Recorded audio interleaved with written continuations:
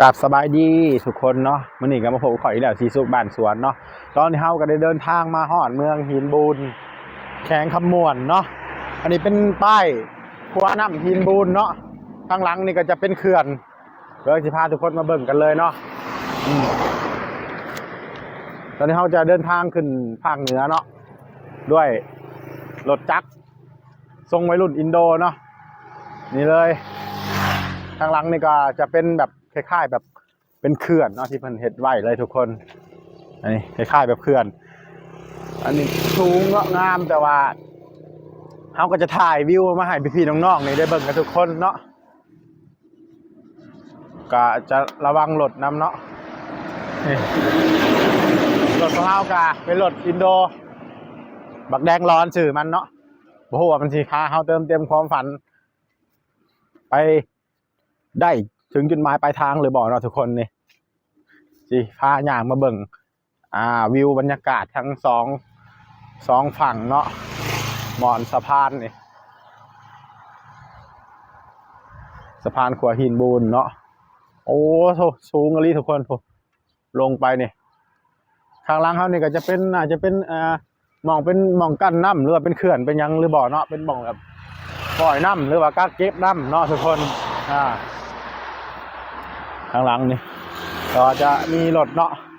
ขับผ่านไปผ่านมาเรื่อยเนาะเราก็จะระวังรถกันเด้อทุกคนเด้อ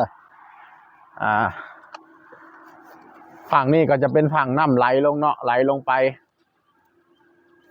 บรรยากาศก็ถือว่าเย็นเนาะมื้อนี้ก็ยังเย็นอยู่เนาะมื้ออื่นมื้อฮื้อนี่น่าสิฮ้อนเลยเนาะฮ้อนมื้ออื่นมื้อฮื้อนี่น่าสิฮ้อนเลย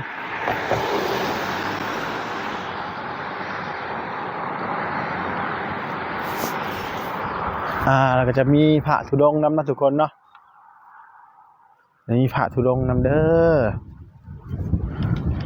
บรรยากาศน้ำนี่งามนี่พอดีเราเห็นพระธุดงค์เนาะเมื่อกี้นี่เพิ่นก็จะย่างมาจะเดินธุดงค์หรือบ่อเนาะบรรยากาศสองฝั่งงามเส้นทางต่อไปข้างหน้าบ่ฮู้ว่าสิฮอดบ้านใดเมืองใดเนาะนี่คือบรรยากาศอยากให้ทุกคนได้เบิ่งได้ชมกันเนาะ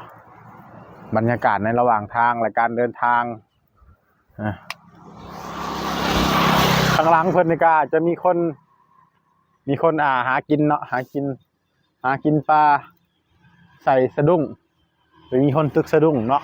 หากินตามธรรมชาติของเราโอ้แนมเบิ่งกับบาดเสียวด้วยทุกคนพวกบรรยากาศเด้อบรรยากาศเด้อนะเด้อเดี๋ยวมาเบิ่งฝั่งนี้นะฝั่งนี้วิวมันงามกว่าเนาะทุกคนฝั่งนี้โอ้สูงฝั่งนี้ก็จะวิวงามหลายฝั่งนี้เนาะฝั่งนี้เป็นฝั่งที่เป็นฝั่งน้ำไหลลงเลยนะทุกคนเนาะฝั่งนี้ก็จะเป็นฝั่งน้ำไหลลงอันนี้ก็จะเป็นขัวน่าจะเป็นขัวเก่าตีนขัวเก่าเนาะ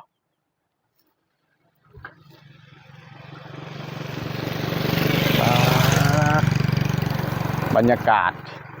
คือว่าระหว่างการเดินทางนี่ก็คือเป็นครั้งแรกในชีวิตของข่อยเองเลยเนาะที่เดินทางมาเที่ยวด้วยรถจักรคันหนึ่งเนาะซึ่งมีความคิดมาตั้งแต่โดนเนาะฝั่งนี้ก็จะมีภูเขาอีกเนาะภูเขาคุณแต่ว่าน่าจะอยู่ใกล้เนาะเห็นเป็นแบบลางๆจังได้ก็ฝากให้แบบพีน้องๆ FC ทั้งหลายที่เข้ามาเบิ่งคลิปนี้เนาะเป็นกำลังใจให้เฮาระหว่างการเดินทางของเฮาครั้งแรกในชีวิตเนาะซึ่งเป็นการเดินทางครั้งแรกในชีวิตเนาะที่แบบไกลแล้วก็ใช้รถจักรหรือรถมอเตอร์ไซค์เนาะซึ่งคนทั่วไปเขาจะบ่ค่อยเห็นกันเนาะเขาจะใช้รถยนต์จะเป็นส่วนมากแต่ในระหว่างทางนี่เราก็จะเห็นบรรยากาศมันดีๆเนาะตอนนี้เดินทางมาฮอดเมืองหินบูนน่าจะใกล้ตัวเมืองมาแล้วบ่หรือว่าหมู่บ้านยังกับบ่ฮู้คือกันเนาะเมื่อกี้ก็บ่ได้แวะถามคนพื้นที่เบิ่งเนาะแต่ว่าฮอดครัวนี่เราเห็นบรรยากาศมันงามวิวมันดีเราเลยถ่ายให้พี่น้องๆนี่ได้เบิ่งเนาะเดี๋ยวเราไปเบิ่งทั้งมาเบิ่งกล้องหน้ากันเนาะนี่คือวิวบรรยากาศดีๆเนาะทุกคนอันนี้ก็เป็น ขัวน้ำหินบูนเอาก็จะระวังรถนะเนาะเสียวเด้ระวังรถระวังยังเนาะรถก็จะแล่นไล่ลายระหว่างทางนี่เขาก็จะเสียวลายเนาะแล้วก็ทางพุ่นก็จะมีพระนะทุกคนทางพุ่นจะมีพระนี่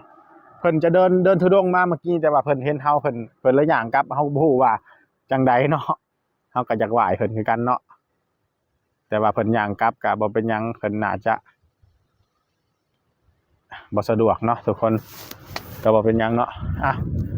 บรรยากาศก็เบิ่งเอาตามนี้ทุกคนแล้วก็แหล่งบ่องใดที่เจ้าบ่เคยเห็นเจ้าก็เบิ่งคลิปนี้เนาะคอยสิถ่ายไปเรื่อยถ่ายวิวไปเรื่อยให้ทุกคนนี่ได้เห็นบรรยากาศต่างๆของบ้านเฮาเมืองเฮาว่าเป็นจังไดมีสิ่งท่องเที่ยวใดๆมีสิ่งแปลกๆอีหยังหรือบ่แปลกหรือจังใดก็ตามเนาะเฮาก็อยากให้ทุกคนนี่ได้เบิ่งครับตรงกระทบกันเนาะรถใหญ่ๆนักๆผ่านนี่ทุกคนมันจะขยับตึกๆๆๆๆเลยเนาะเสียวหลายอันนี้บ่มีคนพื้นที่ให้เฮาถามเนาะก็บ่เป็นหยังไปเฮาไปกันต่อเลยทุกคนนู่นเส้นทางที่เฮาจะไปข้างหน้าต่อบ่ว่าสิบ่ฮู้ว่าสิฮอดเมืองใดบ้านใดแข้งใดก็ตามเนาะเฮาจะมุ่งหน้าไปต่อเรื่อยๆถึงจุดหมายปลายทางของเฮาใช้ด้วยรถจักรคันหนึ่งกับคน2คนเนาะเพื่อเดินทางในครั้งนี้ไป let's go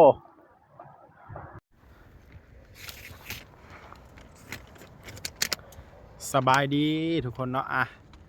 สถานที่ที่2ที่3ที่เฮาขึ้นมาเนาะเป็นวัดเนาะหรือว่าเป็นสถานปฏิบัติธรรมนี่แหละเพิ่นสร้างขึ้นมาใหม่เนาะเป็นพระองค์ใหญ่เลยสูงๆอยู่ข้างบนนี่เนาะทุกคนนี่เลย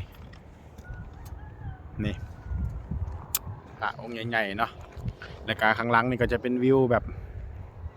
นี่เลยวิวเบิ่งเมืองเลยเนาะวิวเบิ่งเมืองเพราะว่าอยู่เทิงเขาเนาะบ่อนเขาอยู่นี่เป็นอยู่เทิงเขาเดี๋ยวจะพาขึ้นไปเลาะไปชมเบิ่งเนาะทุกคนเนาะไปกันเลยไปมาเดี๋ยวจะพาขึ้นไปเลาะไปชมเบิ่งไปเที่ยวเบิ่งเนาะ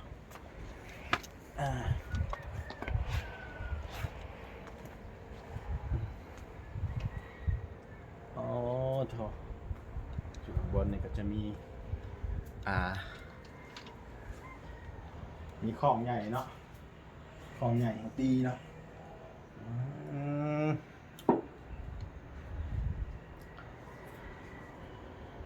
เบิกสิพาอย่างบรรยากาศโดยรอบเนาะบัวที่อย่างเข้าไปเนาะได้อยู่บ่เนาะเพราะว่าเป็นพระองค์ใหญ่ข้างบนทุกคนเป็นพระองค์ใหญ่ที่เพิ่นสร้างเนาะเฮาเห็นแนมมาแต่อยู่ขวาอยู่ทางลุ่มนาก็ขึ้นมาก็เห็นพระองค์ใหญ่องค์นี้ที่เพิ่นสร้างขึ้นมาเนาะรถก็คือว่าขึ้นมานี่ก็ต้องใช้เลข1อย่างเดียวนะทุกคนเพราะว่าเป็นเขาเลยเบิ่งที่เฮาสิให้เบิ่งบรรยากาศข้างล่างเนาะอันนี้คือบรรยากาศข้างล่างนะทุกคนเนาะรอบๆวัดเนาะครับบรรยากาศข้างล่างเลยวิวดีๆชมเมืองงามๆครั้งแรกเนาะเห็นครั้งแรกไปด้วยกันทุกคนหลายๆเนาะอันนี้เพิ่นถือว่ามันสร้างขึ้นมาใหม่เนาะเดี๋ยวก็จ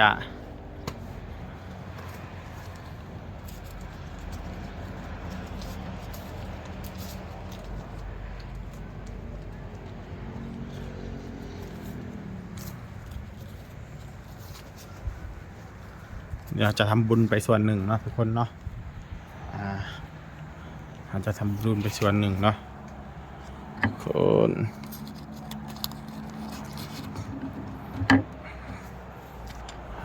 สาธุเนาะทุกคนเนาะเราจะเดินทางปลอดภัยพระองค์ใหญ่เนาะ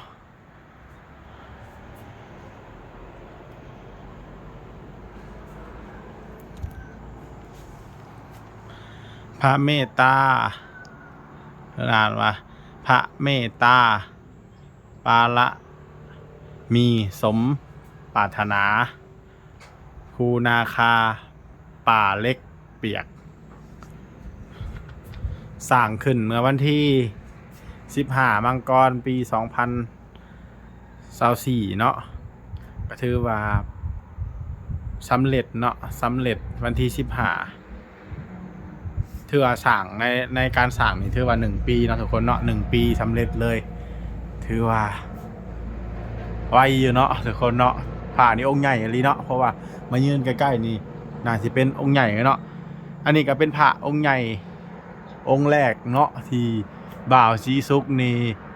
ได้เห็นอยู่บ้านเฮาเนาะแล้วก็อีกแห่งหนึ่งก็จะอยู่ที่วัดที่มีหอปไตรปิฎกเนาะวัดน้องลำจันทน์นะกะสิเป็นพระองค์ใหญ่แต่บ่ใหญ่ขนาดนี้เนาะอันนี้ถือว่าใหญ่แห้งอันนี้เนาะประมาณ 3-4 เท่าตัวเนาะทางขึ้นก็จะมีพญานาคเนาะนั่นก็จะเป็นวิวเมือง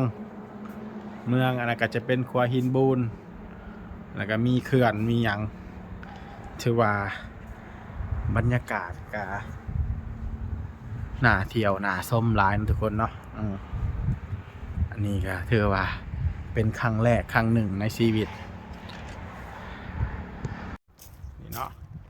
บรรยากาศก็จะประมาณเต็มประมาณนี้เลยบรรยากาศสวยงามพระองค์ใหญ่เป็นองค์ใหญ่องค์แรกที่